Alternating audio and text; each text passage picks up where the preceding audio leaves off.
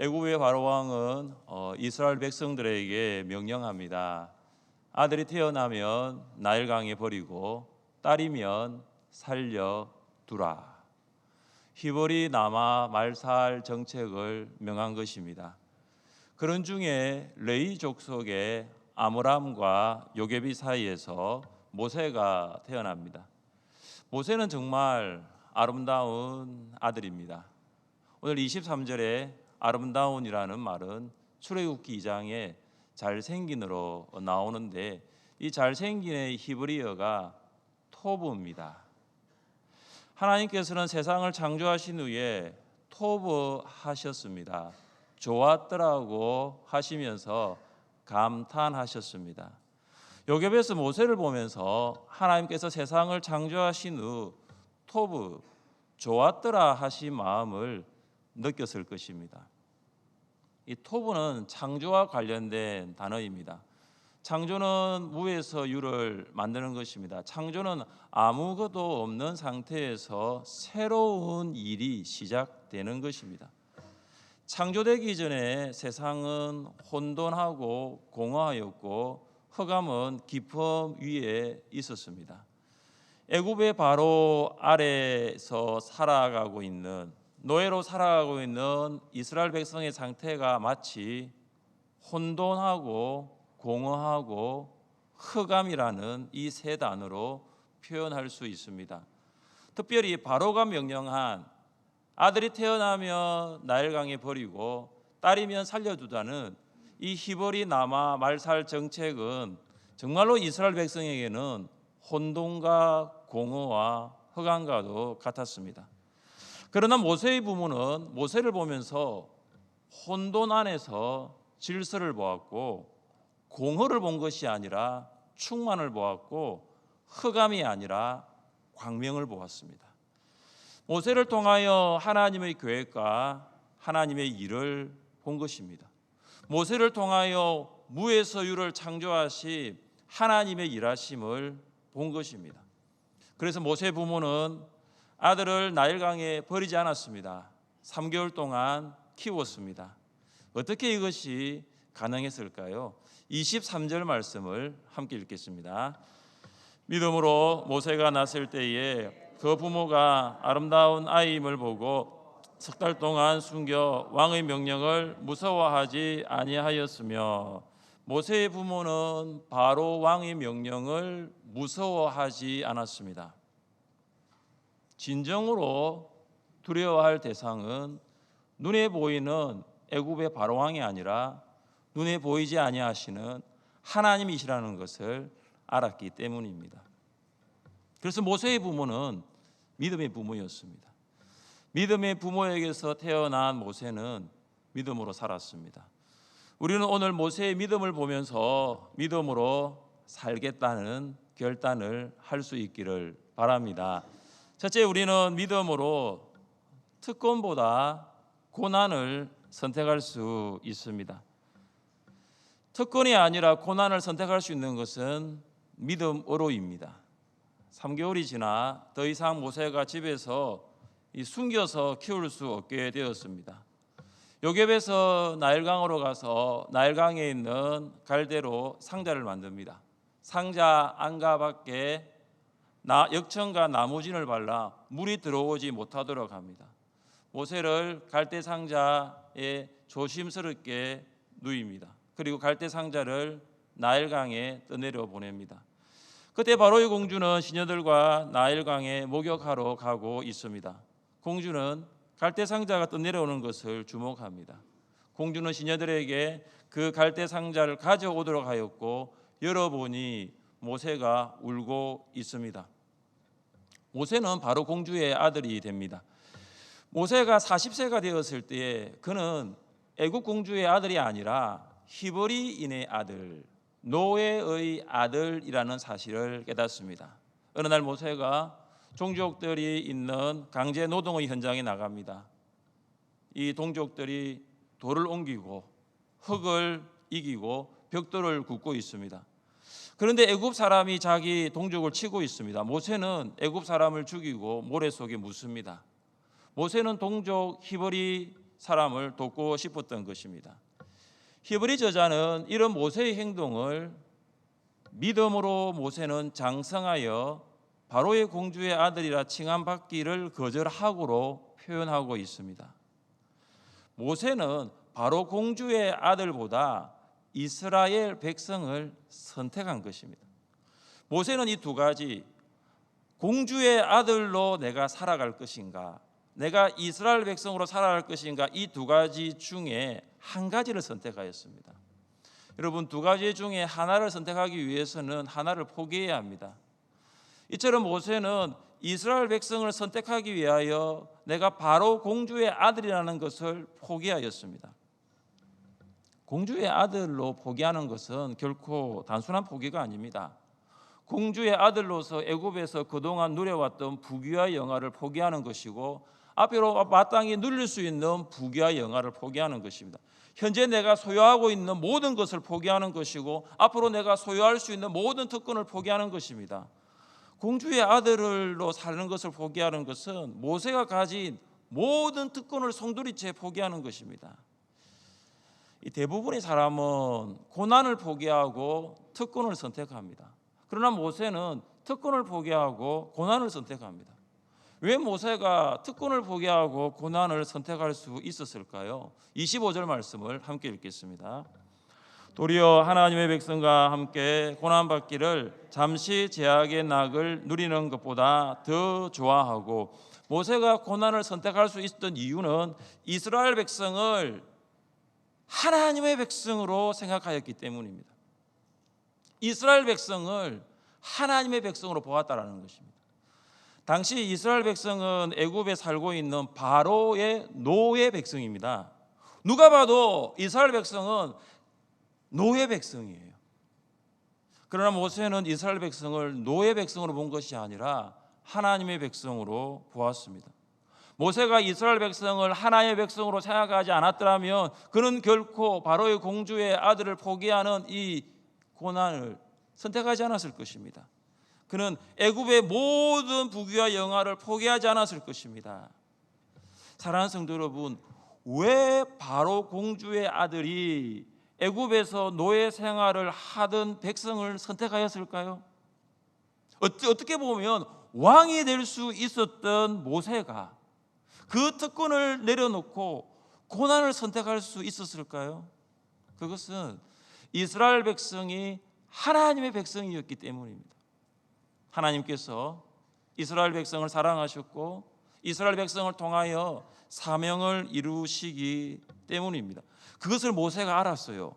모세가 하나님께서 이스라엘 백성을 얼마나 사랑하시는지, 그들을 왜 선택하셨는지, 그리고 그들을 통하여 어떤 사명을 이루기를 원하셨는지 모세가 알았습니다.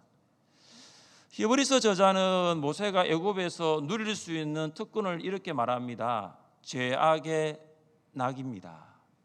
죄악의 즐거움입니다. 세상의 것들 중에는 참 죄를 짓게 하는 것들이 많습니다. 죄악의 낙입니다. 죄악은 즐거움을 준다는 거죠. 죄를 지으면 즐겁습니다. 술을 마시면 즐겁다고 해요. 한 번은 새가족 성도님이 저한테 물으시더라고요. 새가족 성도님이니까 그런 질문을 충분히 할 수 있겠다고 생각했어요. 목사님은 술을 마십니까? 그래서 제가 이런 질문 받아본 적이 없어가지고 술을 안 마십니다 하니까 그 다음 질문이 더 기가 막히죠. 어떤 재미로 세상을 사세요? 그러더라고요. 아니 그러니까 술을 안 마시는데 어떤 재미로 세상을 사느냐고 물으시더라고요. 새가족 성도님 아마 술을 마시는 게 즐거운 모양입니다. 이 술을 마시는 게 낙이 있다는 거죠. 이해를 합니다. 새가족 성도님이시니까. 여러분 어떻습니까? 술을 마시면 즐겁습니까? 예, 즐겁습니다. 술을 주는 즐거움이 있습니다. 근데 그 즐거움이 얼마 동안이냐면은 잠시입니다.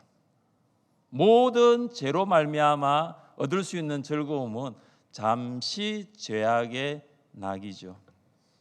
술에서 깨면 낙에서도 깹니다. 세상에 누릴 수 있는 것이 여러분, 영원한 즐거움이 아니라는 사실 아십니까?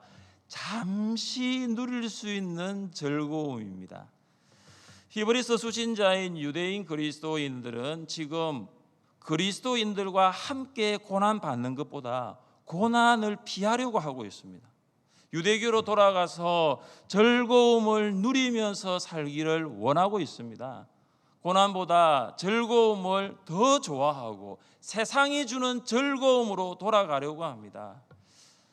사랑하는 성도 여러분, 특권과 고난 중에서 한 가지를 선택하라고 한다면, 이 특권과 고난 둘 중에서 한 가지를 선택하라고 한다면 무엇을 선택하겠습니까? 특권이십니까? 고난입니까? 참 어려운 선택이죠. 정말 어렵습니다. 내가 가지고 있는 특권을 내려놓을 것인가? 내가 고난을 선택할 것인가? 근데 여러분, 우리의 이성으로 생각하면 이 선택이 어려워요. 그러나 이 선택도 우리가 믿음으로 하면 어렵지 않아요. 믿음으로 하는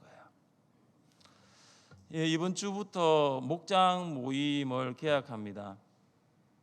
목장 모임 시간 동안 세상이 주는 즐거움이 있어요.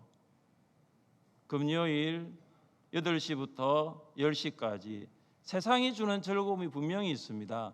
그래서 세상 사람들은 불금이라 그러죠. 즐거운 금요일,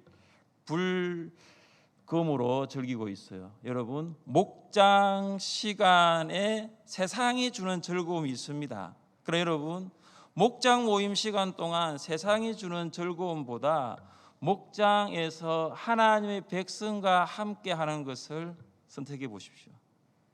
금요일 저녁이 주는 즐거움이 있어요. 이전에는 토요일은 밤이 좋아 그랬어요. 요즘은 토요일보다 금요일 밤이 좋아요. 왜냐? 이전에는 토요일까지 일을 했잖아요. 이제는 많은 사람들이 금요일 밤을 기다립니다. 왜냐? 세상이 주는 즐거움이 있습니다. 그래서 여러분, 금요일 저녁 세상이 주는 즐거움보다 목원들과 함께 하는 것이 더 행복해요. 세상에서 얻을 수 있는 즐거움이 분명히 있을 것입니다. 그러나 목장에서 얻는 기쁨이 더 큽니다. 하나님께서 목장을 사랑하시고 목장을 통하여 이루실 사명이 있습니다. 하나님께서 목자와 목녀를 세우시고 목원들을 불러서 목장으로 만드신 이유가 있습니다. 목장 모임을 선택하십시오. 세상이 주는 즐거움보다 목장이 주는 기쁨을 선택하십시오. 그때 사명을 알 수 있습니다.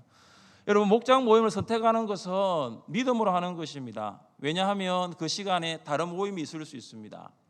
목원들이 아니라 다른 사람과 약속이 있을 수 있어요.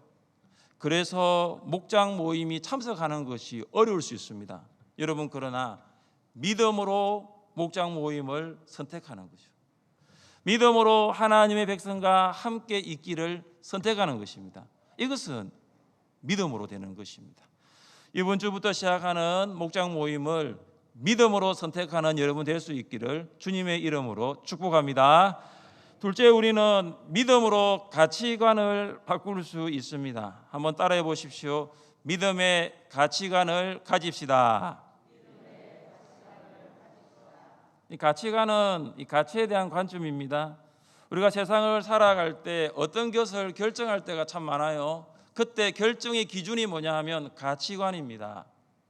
모세도 마찬가지입니다. 모세도 결정할 때가 있습니다. 모세의 결정의 기준이 무엇입니까? 모세는 무엇을 기준으로 삼아 결정했습니까? 26절 말씀 함께 읽겠습니다. 그리스도를 위하여 받는 수모를 애국의 모든 보화보다 더 큰 재물로 여겼으니 이는 상 주심을 바라봄이라. 아멘. 여기 수모는 모욕을 받는 것입니다. 다시 말해 고난을 받는 것으로 볼 수 있습니다. 그리스도를 위하여 받는 고난이 무엇입니까? 25절에 있는 하나님의 백성과 함께 받는 고난입니다. 하나님의 백성과 함께 받는 고난이 곧 그리스도를 위하여 받는 고난입니다. 그러니까 하나님의 백성이 받는 고난과 그리스도의 고난을 지금 동일시하고 있어요. 여러분, 성경에는 하나님의 백성의 고난과 그리스도의 고난을 동일시하는 말씀이 있습니다. 우리 말씀을 함께 읽어보겠습니다. 그가 말씀하시되 그들은 실로 나의 백성이요 거짓을 행하지 아니하는 자녀라 하시고 그들의 구원자가 되사 그들의 모든 환난에 동참하사. 아멘. 그리스도께서는 구약의 하나님의 백성이 당하는 모든 환난에 동참하십니다. 왜냐하면 하나님의 백성의 고난이 그리스도의 고난과 동일하기 때문입니다. 사도 바울이 다메섹에 있는 그리스도인들을 체포하기 위하여 걸어가고 있을 때 예수님께서 바울에게 이렇게 말씀하십니다. 사울아 사울아 내가 어찌하여 나를 박해하느냐. 지금 이제 바울, 그러니까 이전에 사울이었죠. 이 사울은 이 교회를 박해하고 있습니다. 특별히 다메섹에 살고 있는 그리스도인을 체포하기 위해 지금 가고 있습니다. 그런데 예수님께서는 사울아 사울아 왜 교회와 성도들을 박해하느냐 이렇게 말씀하시지 않으시고 사울아 사울아 왜 나를 박해하느냐, 왜 나를 박해하느냐라고 말씀하십니다. 이것은 예수님께서 교회와 자신을 동일시하기 때문입니다. 하나님의 백성과 함께 고난받는 것은 곧 그리스도와 함께 고난받는 것이고 하나님의 백성의 고난에 동참하는 것은 다시 말하여 그리스도의 고난에 동참하는 것입니다. 사랑하는 성도 여러분, 우리는 그리스도를 위하여 고난을 받을 수 있을까요? 우리는 그리스도를 위하여 고난을 받을 수 있을까요? 네, 그렇습니다. 우리는 성도와 함께 고난받으면 그것은 그리스도와 함께 받는 고난입니다. 우리가 성도와 함께 고난에 동참하며 그것은 그리스도의 고난에 동참하는 것입니다. 우리가 교회와 함께 고난을 받는다면 우리는 그리스도의 고난에 동참하는 것입니다. 여러분, 그리스도의 고난에 동참하는 것은 멀리 있는 것이 아니에요. 아주 가까이에 있습니다. 목장 모임에 참석하여 목원들이 삶을 나눕니다. 목원들이 삶을 나눌 때에 그 목원들의 어려운 삶, 그 삶의 고난에 동참해 보십시오. 목원들이 겪고 있는 그 고난으로 함께 울고 함께 기도하고 함께 아파하는 거예요. 목원들의 고난에 동참하는 것이 곧 그리스도의 고난에 동참하는 것입니다. 그래서 여러분, 목장 모임에 참여해 보십시오. 목장 모임에 참여할 때에 목원들의 삶을 들을 수 있고 그들을 위해 기도할 수 있고 그들을 섬길 수 있고 그리스도의 고난에 동참할 수 있습니다. 후반기 교회 사역은 VIP 초청 잔치에 맞추어져 있습니다. 교회는 VIP 초청 잔치에 집중할 것입니다. 다음 주에는 2022 VIP 초청 잔치 발대식이 있습니다. 특별히 발대식 순서 중에 VIP 5명을 작정하는 시간이 있어요. 이 작정한 5명을 위해서 이후 5주간 주차별 미션을 통하여 그들을 섬깁니다. 그들을 사랑하며 그들에게 복음을 전합니다. 전도는 혈과 육에 대한 전쟁이 아니라 마귀와의 전쟁입니다. VIP 초청잔치 발대식은 이 영적 전쟁의 선포를 알리는 거죠. 이제 우리 하늘샘 교회가 하나님 나라를 위하여 한 영혼을 구원하기 위하여 이제 영적 전쟁을 선포합니다. 이것이 바로 VIP 초청잔치 발대식이에요. 우리 함께 말씀을 읽어보겠습니다. 그 중에 이 세상의 신이 믿지 아니하는 자들의 마음을 혼미하게 하여 그리스도의 영광의 복음의 광채가 비치지 못하게 함이니 그리스도는 하나님의 형상이니라. 아멘. 우리가 VIP 초청잔치 발대식에 참여하여서 구호를 외치고 기도하고 VIP를 작정하고 주제가를 부르면 그때 이제 영적 전쟁은 시작되는 거예요.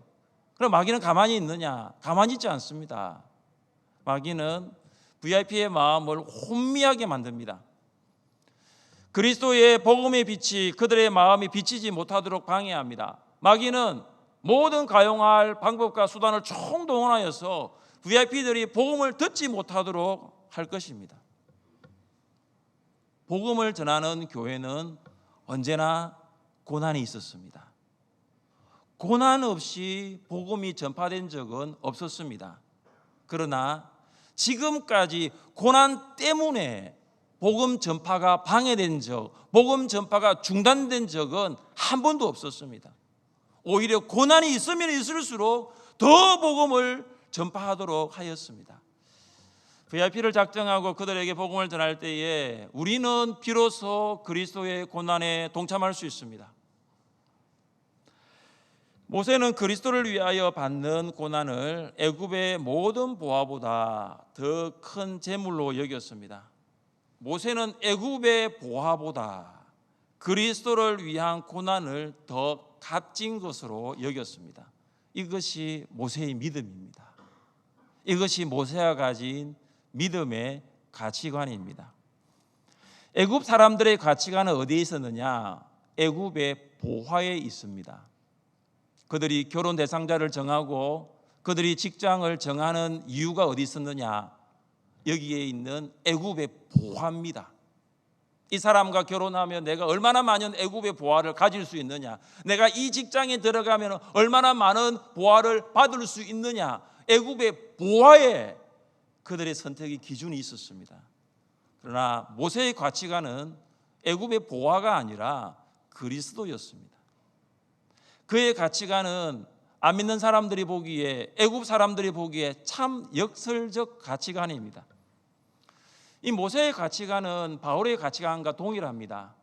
모든 그리스도인의 가치관은 모세와 바울의 가치관과 동일해야 한다는 것을 보여주고 있습니다.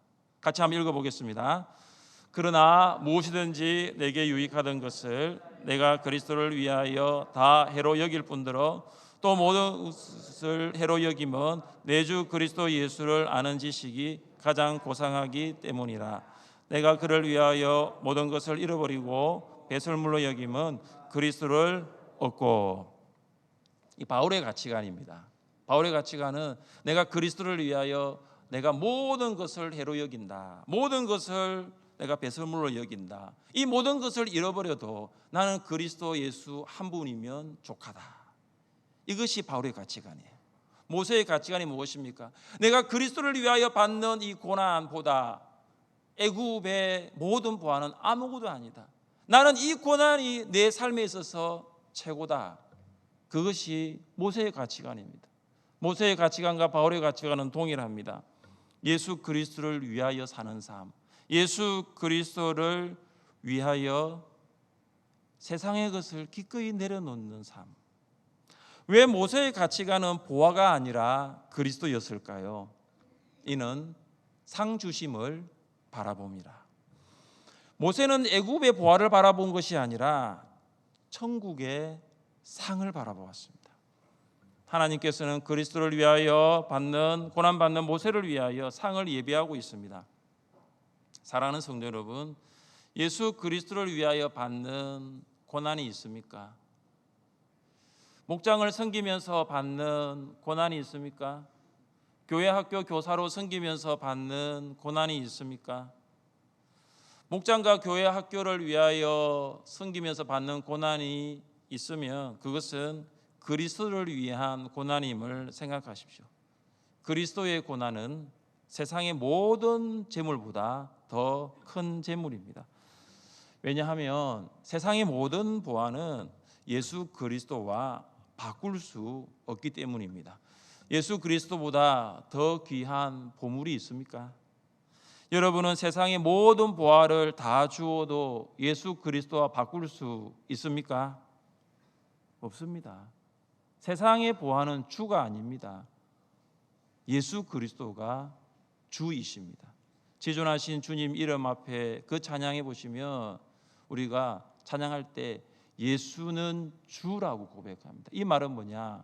세상의 보화가 주가 아니라 그리스도가 주라는 것입니다. 이것이 바로 믿음의 가치관입니다. 믿음의 가치관을 가지면 믿음으로 살아갈 수 있습니다. 믿음의 가치관을 소유하시면 믿음으로 세상을 이길 수 있습니다. 믿음으로 가치관을 바꾸시고 믿음의 가치관으로 세상을 이기시는 여러분 되시기를 주님의 이름으로 축복합니다. 셋째, 우리는 믿음으로 행동할 수 있습니다. 한번 따라해 보십시오. 믿음으로 행동합시다. 믿음으로 행동합시다. 모세는 애굽을 2번 떠났습니다. 첫 번째는 모세가 애굽 사람들을 죽인 일이 드러났고, 그 다음 바로가 모세를 죽이고자 찾고 있었습니다. 그때 모세는 바로를 너무 무서워하여서 애굽을 떠나 미디안 강야로 도망갔습니다. 2번째 애굽을 떠난 모세는 첫 번째 애굽을 떠날 때와는 완전히 달랐습니다. 모세가 2번째 애굽을 떠났을 때는 바로를 두려워하지 않았습니다. 혼자 도망간 것이 아닙니다. 이스라엘 백성을 다 이끌고 당당하게 하나님 앞에 예배하기 위하여 광야로 나아갔습니다. 모세가 첫 번째와 다른 이 2번째 이렇게 다른 행동을 할 수 있었던 이유가 무엇입니까? 우리 27절 말씀을 함께 읽겠습니다. 27절입니다. 믿음으로 애굽을 떠나 왕의 노함을 무서워하지 아니하고 곧 보이지 아니하는 자를 보는 것 같이 하여 참았으며. 모세가 첫 번째는 바로가 무서워서 애굽을 도망쳐 나갔지만 2번째는 그렇게 하지 않았습니다. 2번째는 믿음으로 행동하였습니다. 모세에게 믿음이 있었어요. 모세에게 믿음이 있어서 바로를 두려워하지 않았습니다. 모세는 보이지 아니하시는 하나님을 마치 보는 것 같이 믿었습니다. 바로는 보이는 세상의 최고의 권력자를 상징합니다. 그러나 모세는 보이는 바로를 마치 보이지 않는 것처럼 생각했고, 보이지 않는 하나님을 보이는 분으로 믿었던 것입니다. 눈에 보이는 권력자보다 눈에 보이지 않는 하나님을 더 실제적인 분으로, 실제적인 권력자로, 영원한 권력자로 믿었습니다. 실세는 누구냐? 바로가 아니라는 거죠. 애굽의 실세는 누구냐? 바로가 아니라는 거죠. 바로는 그냥 왕입니다. 모세는 보이지 않는 하나님을 보이는 분으로 믿었고, 그 하나님이 영원한 세상을 다스리시는 왕이심을 믿었던 것입니다. 히브리서 수신자인 유대인 그리스도인들은 눈에 보이는 유대 권력자가 아니라 눈에 보이지 않는 예수 그리스도를 바라보아야 합니다. 예수 그리스도는 눈으로는 볼 수 없습니다. 그러나 지금도 살아계셔서 이 모든 고난으로부터 이기게 하시는 분, 우리와 함께 계셔서 이 고난으로부터 승리를 주시는 분으로 믿어야 하는 것입니다. 사랑하는 성도 여러분, 여러분은 지금 무엇을 두려워하고 있습니까? 누구를 무서워하고 있습니까? 눈에 보이는 사람입니까? 여러분은 지금 누구를 보고 있습니까? 눈에 보이는 사람입니까? 눈으로 볼 수는 없지만 지금도 살아계셔서 역사하시는 하나님이십니까? 사람을 보면 두려워하지만 하나님을 바라볼 때 믿음으로 행동할 수 있음을 믿으시기를 바랍니다.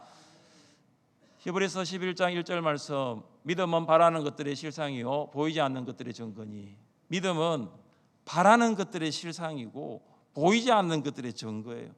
믿음으로 하나님을 바라보는 것이고 믿음으로 하나님을 볼 수 있는 것입니다. 하나님께서는 모세에게 10번째 재앙, 장자의 재앙과 유월절을 말씀하십니다. 이 유월절을 지키는 밤에 하나님께서 애굽 땅을 다니면서 사람과 짐승에 처음 난 것을 죽이겠다고 하십니다. 그리고 이 죽음을 피하기 위해서는 어린 양을 잡아서 집 좌우 문설주와 임방에 바를 것을 말씀하십니다. 그러면 어린 양의 피가 발려진 집에 처음 난 것은 죽지 않고 유월하겠다고, 넘어서 가겠다고 하십니다. 인간적인 관점에서 보면 이것은 참으로 비이성적이고 비상식적인 이야기입니다. 집의 문설주와 그리고 임방에 있는, 거기에 피가 있는 집의 장자는 죽지 않고 살고 피가 없는 집의 장자는 죽는다는 것입니다. 여러분이라면 믿겠습니까? 여러분은 지금 성경을 보고 그런 결과가 뒤에 있으니까 우리가 알 수 있는데, 여러분이 만약에 모세라면 이 하나님의 명령을 믿겠습니까? 믿겠습니까? 김선희 선생님 믿겠습니까? 네, 믿음이 엄청납니다. 네. 어떻게 보면 이건 굉장히 비이성적인 거예요. 이 말이 안 되잖아요. 비상식적인 거잖아요. 그러나 모세는 이것을 믿었고 믿음으로 행동하였습니다. 우리 28절 말씀을 함께 보겠습니다. 믿음으로 유월절과 피 뿌리는 예식을 정하였으니 이는 장자를 멸하는 자로 그들을 건드리지 않게 하려 한 것이며. 아멘. 모세는 하나님께서 어린 양의 피가 있는 집을 넘어가리라는 하나님의 말씀을 믿음으로 받아들였어요. 그리고 믿음으로 받아들였을 뿐만 아니라 그것을 믿음으로 행동하였습니다. 말씀을 행동하도록 만드는 것은 믿음입니다. 믿음으로 행동할 수 있습니다. 이것이 모세의 믿음입니다. 모세는 하나님의 말씀을 들었을 때 그 말씀을 믿음으로 행하였습니다. 사랑하는 성도 여러분, 여러분의 믿음은 어떠한 믿음입니까? 믿음으로 행동하는 믿음입니까? 아니면 들어 알고 있고 배워서 알고는 있지만 아직도 행동하지 못하는 믿음입니까? 행함이 없는 믿음은 죽은 믿음입니다. 영혼 없는 몸이 죽은 것 같이 행함이 없는 믿음은 죽은 것이니라. 의사는 영혼이 떠나간 육체에 대하여 사망 선고를 내립니다. 영혼이 없기 때문에 죽었다는 것입니다. 영혼이 떠나갔기 때문에 이 육체는 사망이라는 것이죠. 그렇다면 행함이 없는 믿음은 무엇입니까? 하나님께서 행함이 없는 믿음을 보시고 무엇이라고 말씀하시겠습니까? 죽은 믿음이라는 것입니다. 믿음이 죽었다는 것은 다시 말하여 행함이 없기 때문입니다. 그러나 믿음이 살았다는 것은 행동이 있기 때문입니다. 믿음이 있으면 무엇인가를 행하는 거예요. 내 안에 믿음이 있으면 가만히 있지 않습니다. 믿음으로 행동을 합니다. 가을 특별 새벽 기도회는 끝났지만 기도가 끝난 것은 아니에요. 믿음으로 기도하십시오.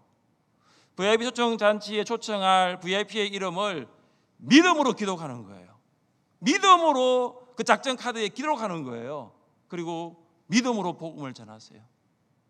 목장 모임을 시작합니다. 모일 수 없는 이유를 대라면 엄청 많겠죠. 추석 지나고 피곤한데 이번 주는 스킵합시다, 넘어갑시다 할 수 있겠죠. 모이지 못하는 이유는 엄청 많을 것입니다. 대라고 하면 엄청 많을 것입니다. 그러나 목장 모임을 믿음으로 시작하는 거예요. 믿음으로 모이십시오. 믿음으로 예배하십시오. 믿음이 없이는 하나님을 예배드릴 수 없습니다. 믿음으로 양육 훈련을 받으십시오. 믿음으로 봉사하십시오. 성도의 모든 삶은 믿음으로 행동하는 것입니다. 이번 태풍 흰남노로 포항 아파트 지하 주차장 침수 사고가 발생했습니다. 여러분 다 아시죠? 15살의 김군은 실종되어 심정지 상태로 발견되고 김군의 어머니는 천장 배관 쪽을 잡고 14시간 동안 버텼다고 합니다. 그런데 김군의 어머니가 포항 오천 제1교회 성도예요. 유치부 교사입니다.